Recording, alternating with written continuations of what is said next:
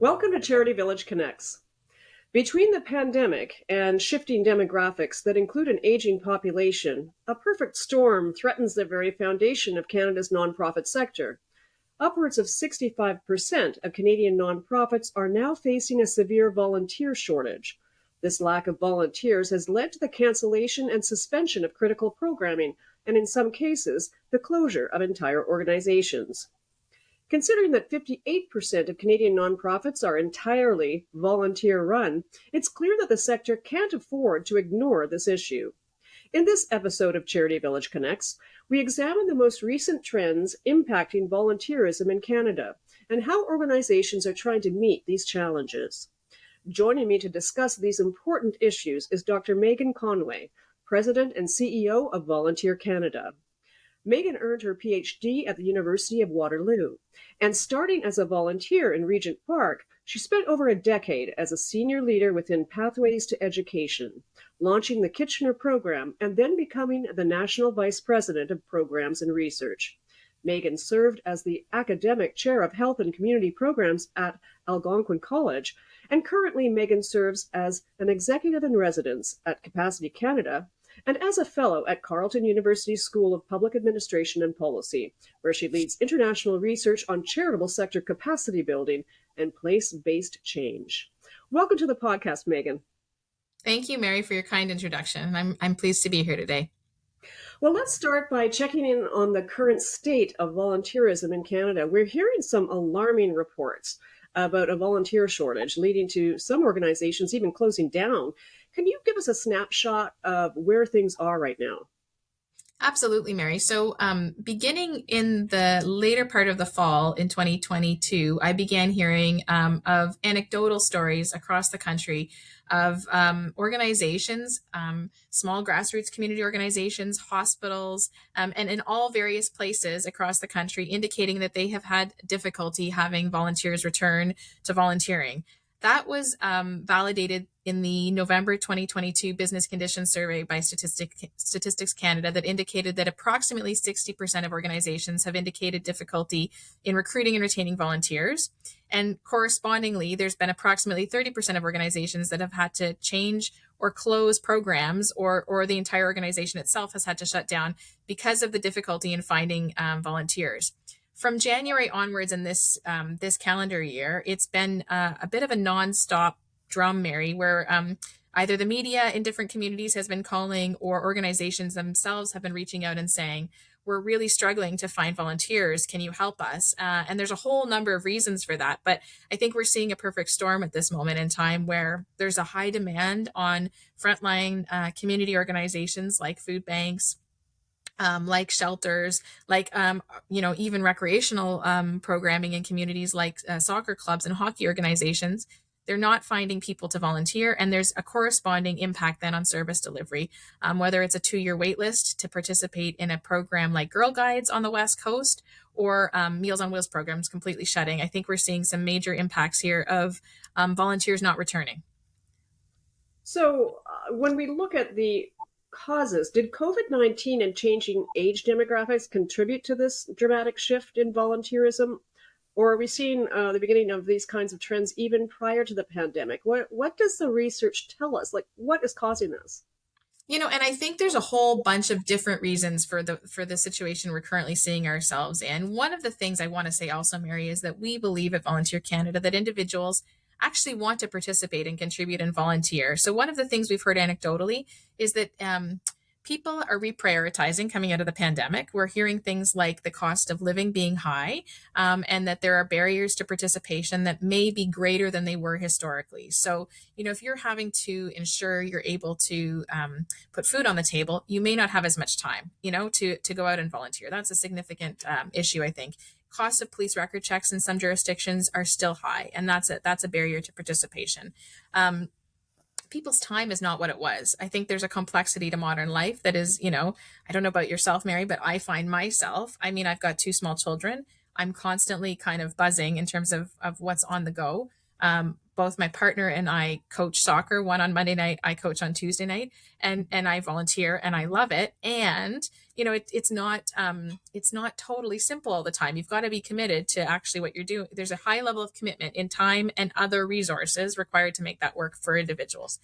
I think we've prided ourselves as a country of being, a nation of people who are a country of people who participate. Approximately 80% pre-COVID. That's coming back to the General Social Survey of Giving, Volunteering, and Participation data from 2018. 80% people volunteered either formally or informally. We've seen anecdotally a decrease in that. We know that older people, Mary, have historically been the ones to give a huge amount of their time. They may not be as many older adults who volunteer, but they give large amounts of time. And we're hearing from research done from places like Volunteer Victoria, for instance, that older adults have greater concerns around COVID and their own personal health and safety. So they're not coming back to volunteering in the same ways. We know that there's larger numbers of young people who volunteer, maybe in smaller amounts of time, and they want to do it totally differently. The way that they're wanting to participate looks differently. It's maybe more cause-based volunteering, more social activism. It's not exactly through a traditional organization necessarily. So I think this picture has been changing over the last number of years. The other thing I will say is that I think our language in this country around volunteering needs to change, Mary. I think we have some of our language is exclusionary. So I think sometimes we may not necessarily think about the associated connotations of what it means to volunteer and how that might look differently within an Indigenous community or within diverse ethnocultural communities. And that sometimes those community members are participating in very different ways that are very helpful to community, but they may not use the word volunteer. So I think language is another issue. I think we haven't advanced our investment in volunteering in the ways that it needs to be advanced. So I don't know if those are some snapshots, Mary, of what we're seeing, but I think the pandemic certainly accelerated a major transformation in volunteering. And I think it was happening and maybe a little bit bubbling below the surface, but the pandemic certainly, there were, volunteer managers had to be cut in organizations. And so some of those positions are critical wayfinders for individuals and for the organization to do some of that work internally. And oftentimes we think that volunteering just happens or that organizations just find the volunteers, but there's actually quite a bit of investment that's required by the organization, both from a leadership and a strategic perspective, but also from a risk management perspective. We got to make sure those that are volunteering are ready to volunteer and are able to volunteer and have the appropriate resources and requirements. And that work has a cost associated to it. It's not cost neutral, Mary. I think we sometimes think that volunteering is just happening without any investment, but there's actually an investment required to enable it to happen. Well, I certainly heard about the loss through a lot of layoffs of the volunteer managers or the administrators that were part of the teams for many nonprofits that the pandemic brought, and the kind of really the vacuum it left in terms of the connection, the relationship building between volunteers and the organization, and it's hard to mitigate or get over that challenge when a lot of these professionals have actually changed profession. Are you hearing that as well? And what do you think those impacts are of losing those critical people within organizations that are part of this whole system of volunteering within the nonprofit sector? Yeah, that's a really great point. I think the volunteer managers and those individuals and organizations that come with that expertise are doing really critical work within those organizations. They have critical knowledge. They understand how to build relationships. They understand how to do appropriate kind of integration in organizations and how to match people's skills and interests with a need within the organization. And as we talked about, those positions were some of the first to go within the pandemic, and they have not been replaced in the same ways. We're seeing that there has been high degrees of turnover in those roles, and that many of those individuals who are coming into those positions may not have the background or the expertise in other forms of training to then do that work with the kind of knowledge base or expertise or experience that is required. The other thing that's happened, I think, is that organizations in the pandemic had to be mindful of their own resources and capacity. And so to that end, there's an investment required to do good volunteer engagement, and there's a strategic investment and a financial investment that's required. And sometimes those investments, maybe there's been a deficit or a debt over the last few years around investing in that work and the importance of that work, that we need to think about how we support organizations to meet at this moment in time. We're talking a lot about how to meet the moment in volunteerism in Canada, and we really need to think about how do we rethink some of the models and the measurement frameworks that talk about how people participate and why it matters? And some of the narratives, I think, need a reinvestment or a rethinking also, Mary. Um, so I think, yeah, for sure, we've seen volunteer managers, some of those positions have eroded. And alongside that, some of the expertise has left as well, which is a real problem that needs to get addressed. And it can't be fixed quickly, I think, Mary. It's going to take a little longer to figure out how to address some of those challenges within organizations. I'd like to drill down on something else that you mentioned. You talked about how young people who historically have actually given a lot of time in terms of volunteering, um, but that they want to volunteer differently. And perhaps organizations aren't adapting the way that they actually work with volunteers to be able to address that, to welcome them as volunteers. Maybe you could touch on that, please. Sure. Yeah, we're excited. We're doing some work right now with the Rita Hall Foundation on a project we're calling Empathy Engaged, which is around bringing young people back to talking to us about what the future of volunteering looks like from their perspective and what they think they have to contribute or how they want to contribute moving forward. I think one of the things that is essential is that, individual Canadians, I think, want to contribute in lots of different ways, and we don't recognize their contributions. So I think about the young person who might help out their neighbor who's working a couple of jobs and watch the kids for their neighbor as a form of informal volunteering that we need to celebrate and recognize. And so the other piece is that young people have skills, assets, knowledge that they have to bring to the table, that I think we have to find ways in organizations, in social causes, in movements, of having them take more of a leadership role in actually driving some of that change forward, Mary. So we're at the beginning stages of working on this project with our partners at Rita Hall Foundation, and we're starting to learn about what young people are thinking about in terms of what the future of volunteering is going to look like. But I think we need to look to young people to help us reimagine what some of those answers are, Mary. We believe that an investment in supporting young people to volunteer and contribute will have downstream impacts that will be significant, if that makes any sense, Mary. That if we invest upstream in youth participation and volunteerism, that there will be longer term benefits that will be accrued from that investment. And I'd like to sort of, I guess, shift gears a little bit. When we look at this, I think we have to look at what the stakes are. I mean, we've certainly addressed some of the numbers that look alarming, but when we look at the problem of whether we can or can't get volunteers back, what kinds of changes will Canadians see to social programming? I mean, there are serious stakes in this, and I think the audience needs to hear those. You referenced that 58% of organizations within charities are totally volunteer driven.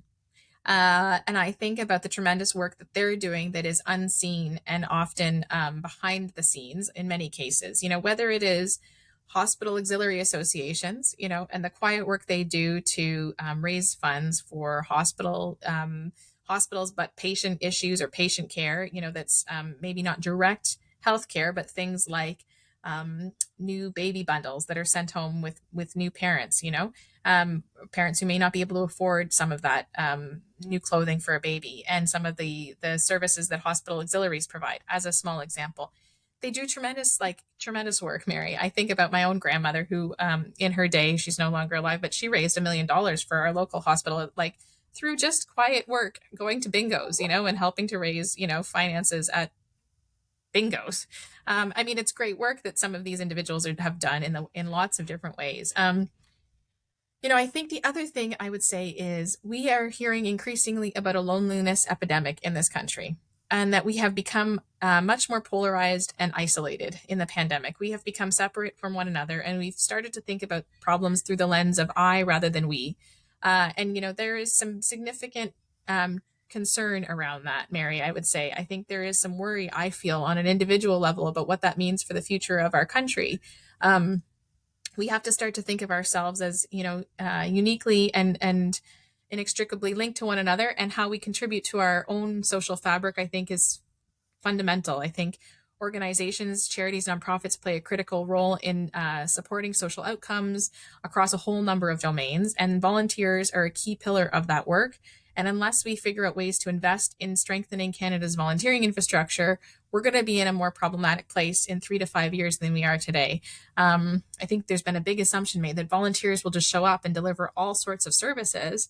But we're seeing that that may not be the case. So we have to rethink some of the assumptions there, I think, that underpin how we support volunteering and volunteerism, and I think that requires some more focused conversations and more imaginative thinking around the policy solutions that are going to be required to enable volunteering in bigger ways. It's a muscle we have to start to practice. It's not just volunteers aren't just going to show up necessarily, Mary. We have to think about how we're going to, recruit them, retain them, support them in the work they do, support the ways that they find to participate. Yeah. So if Canadians aren't returning to volunteering, it sounds like what you're saying is that there's a need to really radically reimagine what volunteering looks like in this country, or at least how we talk about it, promote it, recruit volunteers for it. Is our concept of traditional volunteering a thing of the past today?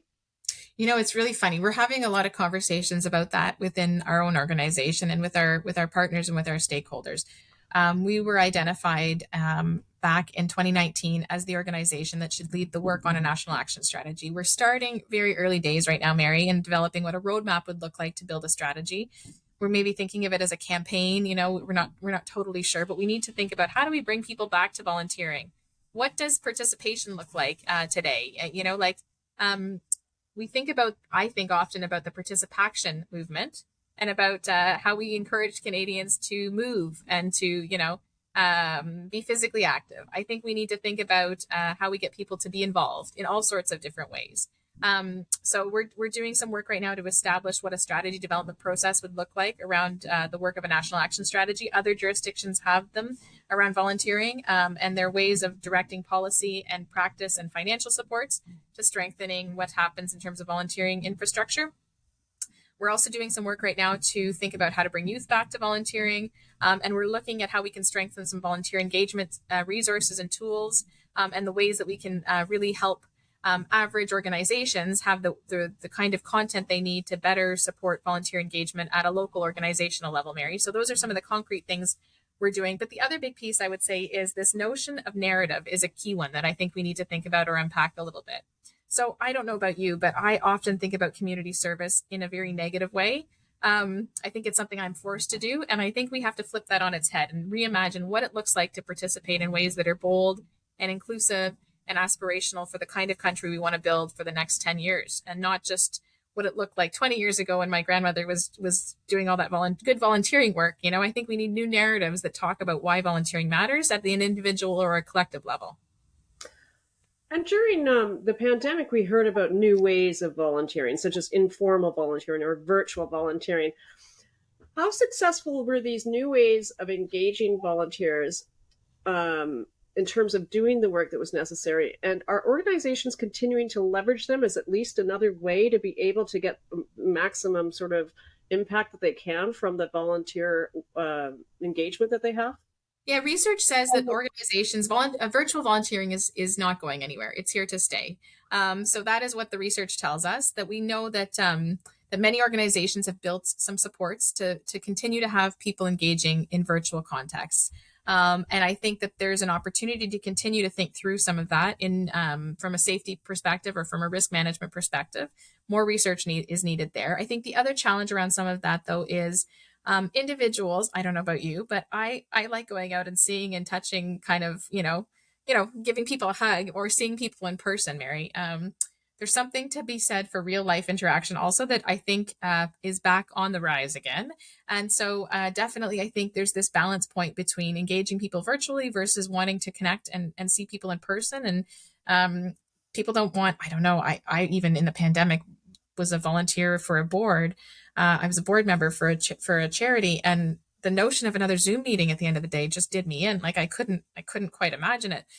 So I think how we reconnect people is going to be really important, and technology has a place. And I think there's lots of opportunities for technology to support volunteering, but organizations are going to need some supports to manage through that also. I don't think it's going to be a one size fits all approach for sure.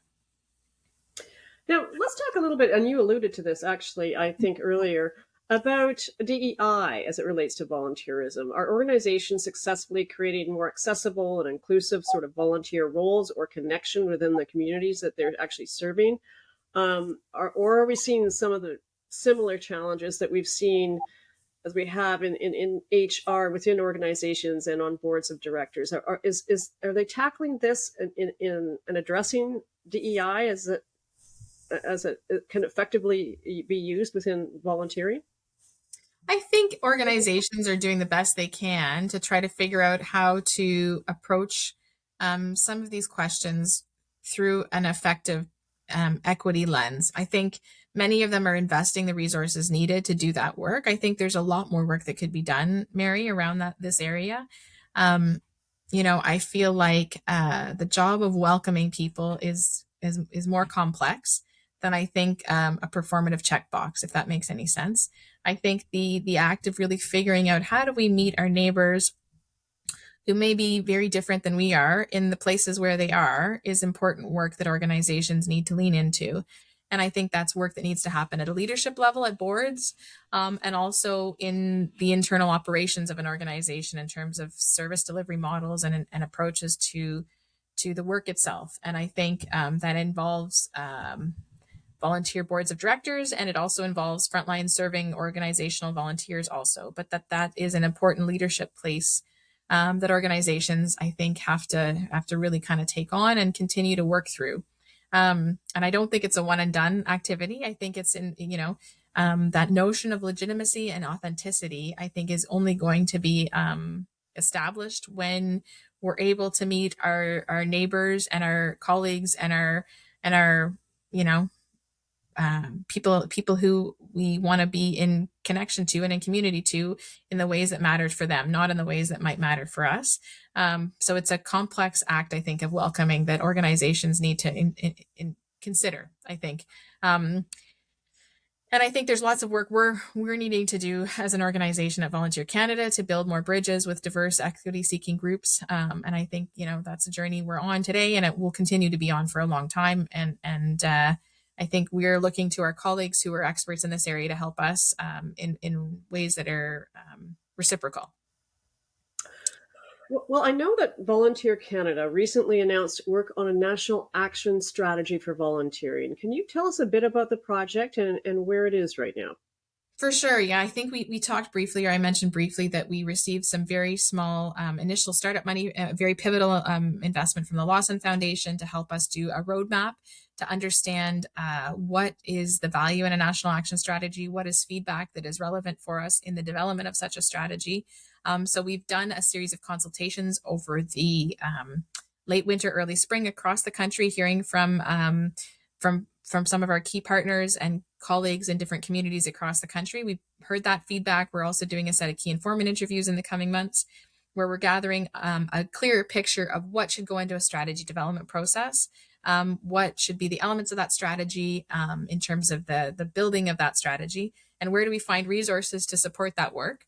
The government has said that they see that there's value in the strategy and that we should lead it, the strategy development process. And we think we can only do that as a collective or someone that supports. We see ourselves as shifting to thinking about ourselves more as a movement, Mary. So how might we build a movement that supports volunteerism in Canada? It's not just ours to lead. I think it matters for every organization and every individual that we have strong volunteering frameworks and networks and tools and resources. So we're at the early stages of scoping out what a strategy development process would look like. We anticipate having that report ready in the early fall and then launching into the strategy development process over the next year. So we're crossing our fingers. There's never any guarantees in any of it, and it will require resources to do it. We want to address some of this disconnection and the loneliness epidemic that's growing, and we see that belonging and participation and contribution are ways to do that. So that is what our belief is, and we'll see how the strategy process unfolds. It's a bit emergent, so it's going to have we can't be totally planful in it, and we're hopeful that we find others who are going to support that work as we move forward. I wanted to reconnect with an idea that you explored earlier about the sense of isolation that the pandemic created and the impact that that had on everyone's sort of attitudes towards getting engaged in community, even and effectively the next level of wanting to volunteer and being part of something. You said it so well. I'd like to explore that a little bit deeper because I think it has large implications on our society and the health of our sector. Could you take us there a bit? Yeah, so I mean, I think I was reflecting on myself that in the pandemic, my life became very small. I existed in my home. I may have walked outside for physical exercise. I ordered my goods and services to my house. And I am mindful that that is extreme privilege and that in that moment of disconnection, we've also become very polarized. We've also become believers in this is what I believe and you don't believe that. So then therefore you're different. It is feeding, I think, a loneliness epidemic in our country. It is feeding a disconnection epidemic and a problematic level of polarization. And so at Volunteer Canada, we believe that volunteering has the potential to have us reconnect with one another through volunteering, through participation, and through understanding what other people are thinking and feeling and believing, and that there's lots of benefit in that from a perspective of strong pluralistic societies. Volunteering helps us provide us with a clear sense of who we are and why it matters to participate. That we build empathy in those moments. I think when we come together and we learn about that. And we think that there has just been a slow disconnection that's been problematic, and that I see it on an individual basis. I see it in my own life. I hear about it in the difficulty that my kids' sports teams have in finding volunteers, and I worry about what that will mean long term. And I think we've become really focused on what things mean to me as an individual rather than to the collective. And as we think about the work of the social purpose sector, that has potentially very big impacts because we really, I think, need to think about how do we build and strengthen a social fabric. This year's National Volunteer Week theme was about volunteering weaves us together. Last year's was about empathy, from empathy to action. And I think both of those have really key, profound things for us to reflect upon as we think about the work of volunteers and as we think about social change and as we think about what it means to be in community with one another. Well, to wrap things up, Megan, I really would like to sort of do a bit of crystal ball gazing and get a sense from you that when you think about volunteering, where do you see it heading? There's so many kinds of, I would say, trends and shifts that are occurring. Where do you see it heading? And does some of it alarm you? And on the opposite side, what are your hopes for the future for the volunteer sector? If I were to, my optimistic crystal ball, Mary, would say that I hope we can find ways to invest in volunteer infrastructure in Canada, and that we are in the year 2035 talking about Canada as being a leading country of those that participate and contribute and are involved in charities, nonprofits, and their communities in all sorts of different ways. So that would be my optimistic slant on things. I would hope that there's ways we can find significant investments that support people to return to volunteering, that make the participation pathways clear and evident. I think they're not totally clear and evident now for many individuals. And that we find ways to lift up and celebrate the ways that individuals contribute in all sorts of ways, big and small, that they're all relevant and that they all contribute to a strong social fabric. Whether or not that's going to happen or not, I think is highly dependent on some significant investment being made by large numbers of corporate and public entities to really acknowledge that we have a problem on our hands that requires new thinking and new models and new approaches. I think as the organization that is meant to support volunteerism, we're trying to think or rethink of ourselves as a movement and building a movement that enables volunteering. And so we have that work ahead of us. But we're looking for partners on that journey, Mary, and we're hopeful that we'll find partners and collaborators, I think, along that work.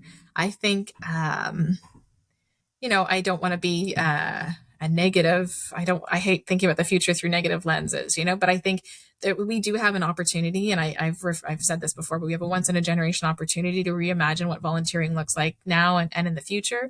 But I think it requires us to actually come to the table and talk about what participation looks like. We've talked a lot about the future of work.